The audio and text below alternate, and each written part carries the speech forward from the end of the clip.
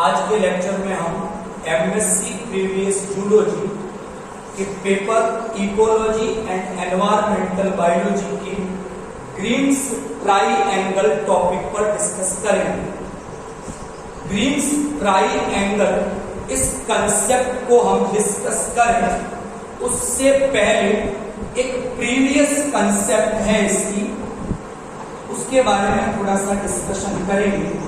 वो previous concept Mac Arthur और Wilson के द्वारा प्रस्तुत की गई थी और उस कंसेप्ट का नाम था आर सेलेक्टेड एंड के सेलेक्टेड स्पीशीज। मैक आर्थर और विल्सन ने ये बताया कि किसी कम्युनिटी में जितनी भी स्पीशीज प्रेजेंट होती हैं उन स्पीशीज को 2 कैटेगरीज में कैटेगराइज किया गया है। या तो वो अपॉर्चुनिस्ट स्पीशीज होगी, उन्हें आर सेलेक्टेड स्पीशीज कहा जाएगा, या वो इक्विलिब्रियम स्पीशीज होगी, उन्हें के सेलेक्टेड स्पीशीज कहा जाएगा। तो ये कंसेप्ट मैक आर्थर और विल्सन ने दी। इसके बाद में फिलिप ग्रीम नामक वैज्ञानिक ने ग्रीन्स ट्राइएंगल कंसेप्ट को प्रपोज किया और ग्रीम के अकॉर्डिंग किसी भी कम्युनिटी में जितनी भी स्पीशीज प्रेजेंट हैं उन स्पीशीज की प्रॉपर्टीज को डिस्क्राइब करने के लिए ये 2 कैटेगरीज सफिशिएंट नहीं है कि केवल आर और के सेलेक्टेड स्पीशीज कैटेगरीज में उन्हें नहीं रखा जा सकता। तो ग्रीम ने अपनी कंसेप्ट में कुछ डिफरेंट कैटेगरीज को इंट्रोड्यूस किया और इसे हम ग्रीन्स ट्राइएंगल कंसेप्ट के नाम से जानते हैं, समझते हैं। फिलिप ग्रीम ने जो अपनी ग्रीन्स ट्राइएंगल कॉन्सेप्ट प्रस्तुत की वो क्या है, तो यहां पर हमने क्या किया है, एक ट्राइएंगल बोर्ड पर यहां पर ड्रॉ किया हुआ है और इस ट्राइएंगल के हर कॉर्नर पर हमने एक लेटर रिप्रेजेंट किया है। जैसे एक लेटर इस एंगल पर आर रिप्रेजेंट किया है, एक इस एंगल पर सी रिप्रेजेंट किया है और एक इस एंगल पर हमने एस को रिप्रेजेंट किया है। तो यहां पर जो लेटर आर, लेटर सी और लेटर एस मेंशन किए गए हैं वो स्पीशीज की कैटेगरी के नेम को रिप्रेजेंट करते हैं। जैसे जो लेटर आर इस एंगल पर हमने रिप्रेजेंट किया है वो रिप्रेजेंट करता है रुडरल स्पीशीज को। ये स्पीशीज की फर्स्ट कैटेगरी हो गई। ये रुडरल स्पीशीज हैं जिन्हें हमने आर लेटर के द्वारा रिप्रेजेंट किया। इसी तरह इस एंगल पर जो लेटर सी हमने रिप्रेजेंट किया है वो जिस कैटेगरी को रिप्रेजेंट कर रहा है उसे कॉम्पिटिटर्स स्पीशीज कहा है। तो दूसरी जो कैटेगरी है स्पीशीज की उसका नाम है कॉम्पिटिटर्स स्पीशीज और उसे सिंपली हमने लेटर सी के द्वारा रिप्रेजेंट किया। इसी प्रकार इस एंगल पर एक लेटर एस रिप्रेजेंट किया है जो रिप्रेजेंट करता है स्ट्रेस कैटेगरी को या स्ट्रेस फुल स्पीशीज की कैटेगरी। तो एंगल 3 है तो 3 ही स्पीशीज यहां पर बताई गई, आर स्पीशीज, सी स्पीशीज और एस स्पीशीज। आर का, सी का, एस का यहाँ क्या मीनिंग है वो हमने यहाँ पर लिख लिया। इसके बाद इस ट्राइएंगल के हर आर्म पर, ये एक भुजा है इसकी, ये दूसरी और ये तीसरी। यहां पर हमने कुछ प्रॉपर्टीज मेंशन की हुई, जैसे इस बेस पर हमने जो प्रॉपर्टी मेंशन की है वो है डिस्टरबेंस। इस आर्म पर हमने जो प्रॉपर्टी मेंशन की है वो है कंपटीशन, और इस आर्म पर जो प्रॉपर्टी हमने मेंशन की है वो है स्ट्रेस। क्या मतलब है यहां पर? ये प्रॉपर्टीज एक्चुअल में बेसिस है इन कैटेगरीज को बनाने का, कि इस ट्राइएंगल के हर एंगल पर जो हमने स्पीशीज की कैटेगरी रिप्रेजेंट की है, कि किसी भी कम्युनिटी में कुछ स्पीशीज हो सकता है रूरल कैटेगरी की होगी, कुछ कम्पिटिटर्स कैटेगरी की होगी, कुछ स्ट्रेसफुल कैटेगरी की होगी। तो ये जो स्पीशीज की कैटेगरीज बनाई गई हैं, उन्हें बनाने के लिए हमने ये 3 पैरामीटर्स काम में लिए हैं, डिस्टरबेंस, कंपटीशन और स्ट्रेस। इन 3 पैरामीटर्स के बेसिस पर स्पीशीज की ये 3 कैटेगरीज बनाई गई हैं। अच्छा, यहां पर हर कैटेगरी के साथ हमने एक एरो मेंशन किया, एक तीर बनाया है। अब यहां पर डिस्टरबेंस के ऊपर ये एरो हमें क्या बताता है कि जब हम राइट साइड से लेफ्ट साइड की ओर मूव करते हैं, यानी हम इस एंगल से इस एंगल की ओर मूव करेंगे, इस डायरेक्शन में मूव करेंगे, तो डिस्टरबेंस कंटिन्यूअसली क्या होता जाएगा? इंक्रीज होता जाएगा।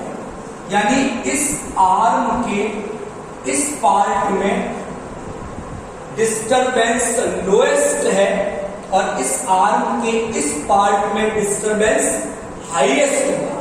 ठीक ऐसे अगर यहां की बात करें तो जैसे ही हम यहां से इस डायरेक्शन की ओर मूव करते हैं तो कंपटीशन कंटिन्यूअसली क्या होता जाएगा? इंक्रीज होता जाएगा। यहां कंपटीशन लोएस्ट है और जैसे ही मैं इस पीक पर पहुंचता हूं कंपटीशन क्या हो जाएगा? हाईएस्ट हो जाएगा। ठीक ऐसे यहां स्ट्रेस की बात की है, यहां पर स्ट्रेस लोएस्ट है और यहां पर स्ट्रेस हाईएस्ट है। तो इन 3 पैरामीटर्स के बेसिस पर अब हम डिस्कस करेंगे क्या प्रॉपर्टीज या क्या क्राइटेरिया होंगे रूरल्स के, क्या क्राइटेरिया होंगे कंपटीटर्स के और क्या क्राइटेरिया होंगे स्ट्रेस स्पीशीज के। एक एक स्टार्ट करते हैं। पहली स्पीशीज की कैटेगरी क्या थी हमारे लिए? रूडरल्स। चलो बात करते हैं रूडरल्स। यहां पर मतलब रूडरल्स स्पीशीज उन पार्ट में, उन हैबिटेट में ग्रो करेगी जहां डिस्टरबेंस कैसा होना चाहिए? लो या हाई, यानी ये एरिया हाई है तो रूडरल्स उन एरियाज में इजीली ग्रो करेगी जहां आपको मैक्सिमम डिस्टरबेंस देखने को मिलेगा। अच्छा, दूसरी प्रॉपर्टी कंपटीशन की बात करें तो रूडरल्स जहां है वहां कंपटीशन क्या होना चाहिए? लोएस्ट, यानी ऐसी स्पीशीज रूडरल्स कैटेगरी में आएगी जिनका डेवलपमेंट या जिनकी ग्रोथ हाई डिस्टर्ब एरिया में और जहां लो कंपटीशन हो वहां पर हो। यानी रूडरल स्पीशीज लो कंपटीशन प्रॉपर्टी वाली है, लेकिन वो जिन एरियाज में ग्रो करेगी वहां डिस्टरबेंस क्या होना चाहिए? हाई होना चाहिए।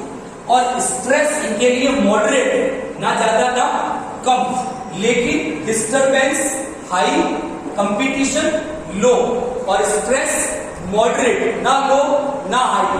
तो ये 3 प्रॉपर्टी इस ग्रीन्स ट्राइएंगल से हमें पता चली पहली स्पीशीज कैटेगरी के लिए, जिसका नाम क्या दिया? रूडरल्स स्पीशीज। इसी तरह कैलकुलेट कर सकते हैं, एस्टिमेट कर सकते हैं सेकंड स्पीशीज कैटेगरी के लिए, इसका नाम क्या दिया गया है, कॉम्पिटिटर्स या सी स्पीशीज। चलो देखते हैं इस ग्रीन ट्राइएंगल से सी की क्या प्रॉपर्टी है। ये सेकंड कैटेगरी है हमारी स्पीशीज की। तो फर्स्ट नंबर देखना है यहां पर, कंपटीशन क्या हो गया यहां पर, इसका मतलब सी कैटेगरी की जो स्पीशीज हैं उनकी कैपेसिटी है कि वे सरवाइव कर सकती है कहां पर, जहां हाई कंपटीशन प्रेजेंट है।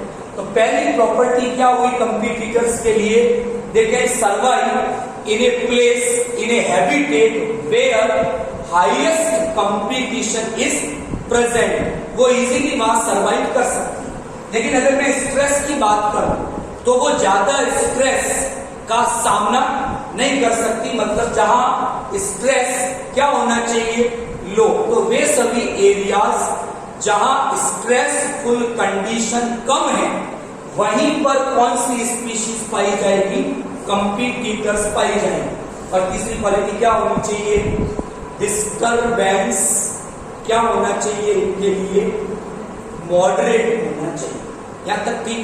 अब आगे चलते हैं, सी की कैटेगरी हो गई। तो सी के लिए क्या था, हाई कंपटीशन, लो स्ट्रेस, इंटरमीडिएट डिस्टरबेंस।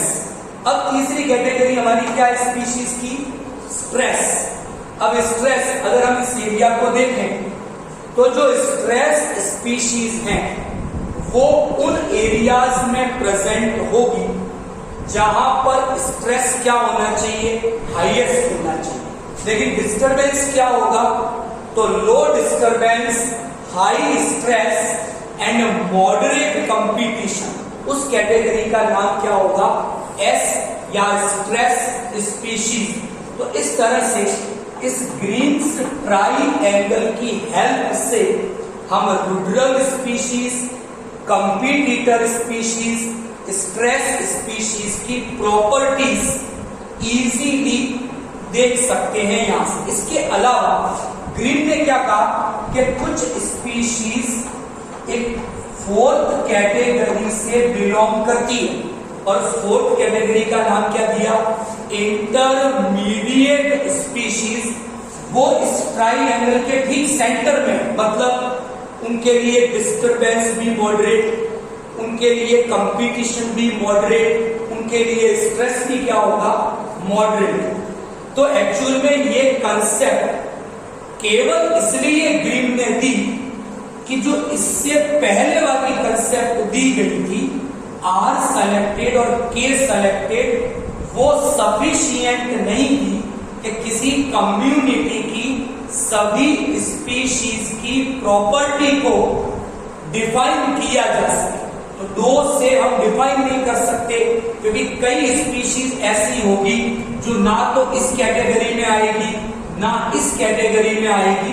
तो उसे एक्सप्लेन, डिफाइन करने के लिए फिलिप ग्रीम ने कौन सी कंसेप्ट दी, ग्रीन्स ट्राइएंगल कंसेप्ट। ट्राइएंगल नाम क्यों दिया गया है, क्योंकि इस कंसेप्ट में ग्रीम ने क्या यूज में लिया है, इसे एक्सप्लेन करने के लिए एक ट्राइएंगल को काम में लिया, और कंसेप्ट फिलिप ग्रीम ने दी, इसलिए कंसेप्ट का नाम क्या दिया गया, ग्रीन्स ट्राइएंगल। मोटे रूप में आपको दो ही बातें याद रखनी है, कितने टाइप की स्पीशीज हैं यहाँ, कैटेगरी आर, सी और एस, और ठीक सेंटर में हो जाएगी इंटरमीडिएट स्पीशीज। और इन स्पीशीज की कैटेगरी जो हमने बनाई है, जो ग्रीम ने बनाई, उसके लिए उसने कितनी प्रॉपर्टीज काम में लिए, 3 पैरामीटर्स काम में लिए, डिस्टरबेंस, कंपटीशन, स्ट्रेस। तो हम देखते हैं कि कई प्लांट स्पीशीज, इसको अप्लाई करते हैं प्लांट स्पीशीज पर, तो कहीं पर कुछ प्लांट स्पीशीज प्रेजेंट है। तो हम नोटिस कर सकते हैं कि उन प्लांट स्पीशीज में से कुछ प्लांट स्पीशीज ऐसी होगी वो उस हैबिटेट में या उस कंडीशन में भी ग्रो करेगी जब क्या ज्यादा होगा, एनवायरमेंट में डिस्टरबेंस ज्यादा होगी। तो वो स्पीशीज कौन सी कैटेगरी में आएगी, रूडरल्स होगी। लेकिन इनमें कंपटीशन को मुकाबला या फाइट करने की कैपेसिटी क्या होगी, लो होगी। तो लो कंपटीशन, हाई डिस्टरबेंस, वो क्या हो जाएगी, रूडरल्स। यहां तक की समझ में आ गया आपको?